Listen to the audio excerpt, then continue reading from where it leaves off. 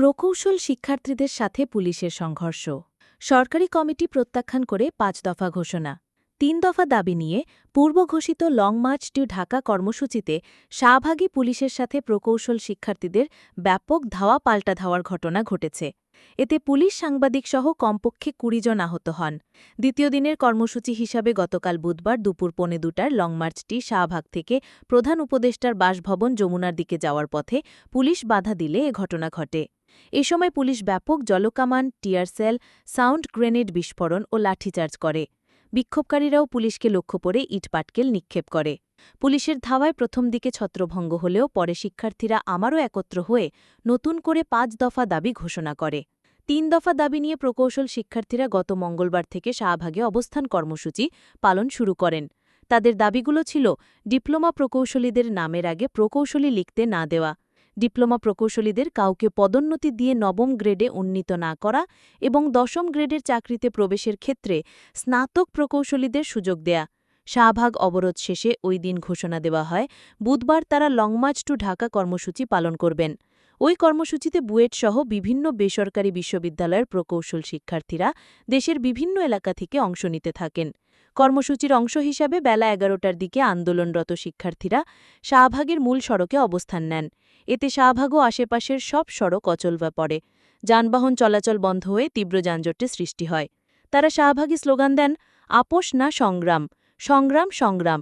সবার মুখে এক বয়ান, ডিপ্লোমা টেকনিশিয়ান, অবৈধ ডিপ্লোমা কোটা, অবসান চাই অবসান চাই, কোটার নামে অবিচার, বন্ধ করো ইত্যাদি। যমুনার দিকে যেতেই পুলিশের বাধা। পূর্বঘোষিত লং মার্চ টু ঢাকা কর্মসূচির অংশ হিসাবে শাহবাগ থেকে দুপুর ১:২০টার দিকে প্রধান উপদেষ্টার বাসভবন যমুনার দিকে যাত্রা শুরু করেন।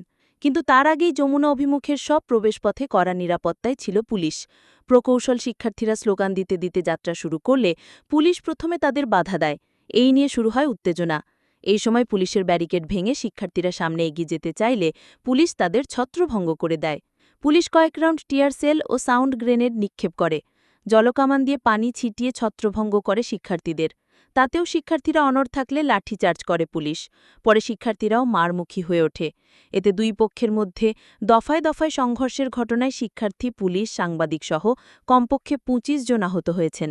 তাদের মধ্যে নাবিদ বুয়েট শিক্ষার্থী, শাহাদাত বুয়েট শিক্ষার্থী, জাহেদ আহমেদ নাবি ২১ বুয়েট শিক্ষার্থী ও রিজেন ২৩ বুয়েট শিক্ষার্থী, হাসান ২২, ওয়াইস ২২, নসিব ২৬, জাসিফ আল হাসান ২২ ও মোহাম্মদ সাকিব ২৫কে ঢাকা মেডিকেল কলেজ হাসপাতালে ভর্তি করা হয়েছে।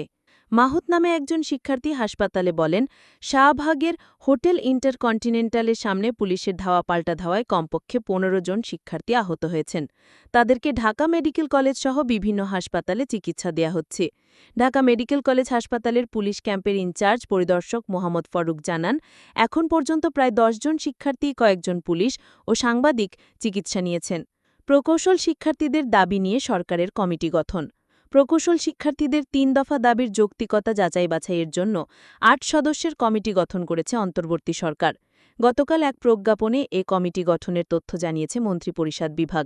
এতে উপদেষ্টা মোহাম্মদ ফৌজুল কবির খানকে সভাপতি ও জনপ্রশাসন মন্ত্রণালয়ের অতিরিক্ত সচিব, সৌবা কাজী মোহাম্মদ মোজাম্মেল হককে সদস্য সচিব করা হয়েছে। কমিটির অন্য সদস্যরা হলেন উপদেষ্টা আদিলুর রহমান খান, অধ্যাপক ড চৌধুরী রফিকুল আবরার, সৈয়দা রিজওয়ানা হাসান, ইনস্টিটিউশন অফ ইঞ্জিনিয়ার্সের সভাপতি প্রকৌশল Mohammad Rezaul Islam, institution of diploma ইঞ্জিনিয়ার্সের সভাপতি প্রকৌশল Kabir Hossain, board of accreditation for engineering and technical এডুকেশনের সভাপতি প্রফেসর ড প্রকৌশল তানভীর মঞ্জুর।